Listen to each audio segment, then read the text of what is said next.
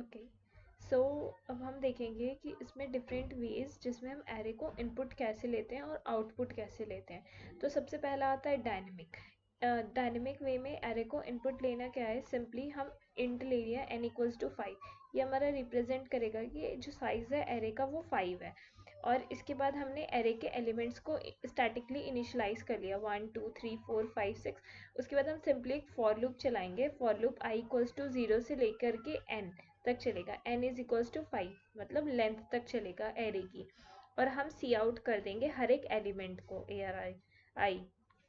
So this will static way में हम array को कैसे इनिशियलाइज करते हैं और कैसे उसको आउटपुट लेते हैं। तो ये फर्स्ट हो गया। नाउ सेकंड हम देखेंगे कि डायनेमिक वे में एरे को इनपुट कैसे लेते हैं और आउटपुट कैसे लेते हैं। तो सिंपली इंट n से हम एरे की जो लेंथ है उसको हम इनिशियलाइज कर रहे हैं। उसके बाद फिर हम एरे को इनिशियलाइज कर लें और एरे को हम इनपुट इस तरीके से लेंगे, फॉर लूप लगा करके सी इन ए आर आर आई।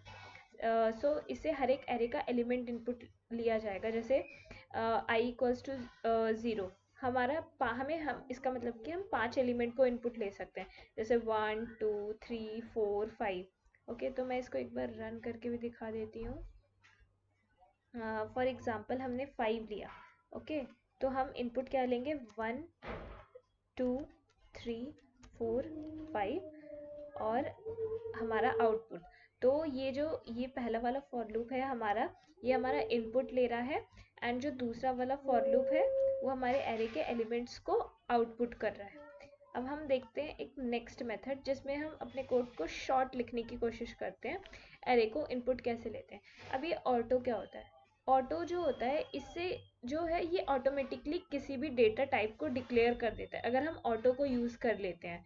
तो ओके, तो इसमें भी सबसे पहले तो हमने इंट n से हमने एरे के एलिमेंट को डिक्लेयर किया, फिर हमने सी इन कराया n को, फिर इंट ए आर आर कराया जिससे हम एरे को इनिशियलाइज करा दें।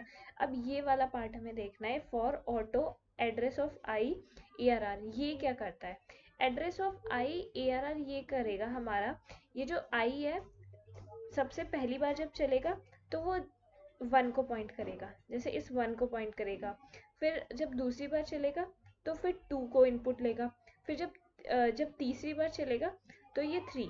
तो ये जो ऑटो से है ये काम हमारा ऑटोमेटिकली होता है। जो हम फॉर लूप लिखते हैं पूरा int I equals to 0, I is greater than N N I plus plus, तो ये हमारा सिंपली ऑटो को यूज़ करके और सिर्फ इतने पार्ट को लिख के हम वो पूरा काम करा रहे हैं। लाइक जैसे हमने ये चीज़ लिखी ना, ये वाली, तो हम इस ऑटो को लिख के ये काम हमारा, ये ऑटो फंक्शन और इसका एड्रेस और ARR से रेफरेंस पास करा के हम इस पूरे काम को करा रहे हैं। और सिमिलरली हमने क्या किया, for auto address of I in ARR, जो आई है हर बार हमारे एरे के एलिमेंट्स को पॉइंट करेगा।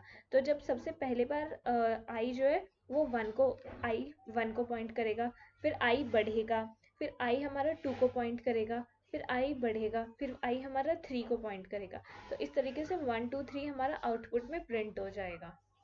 ओके, इसको भी एक बार मैं फिर से रन करके दिखा देती हूँ।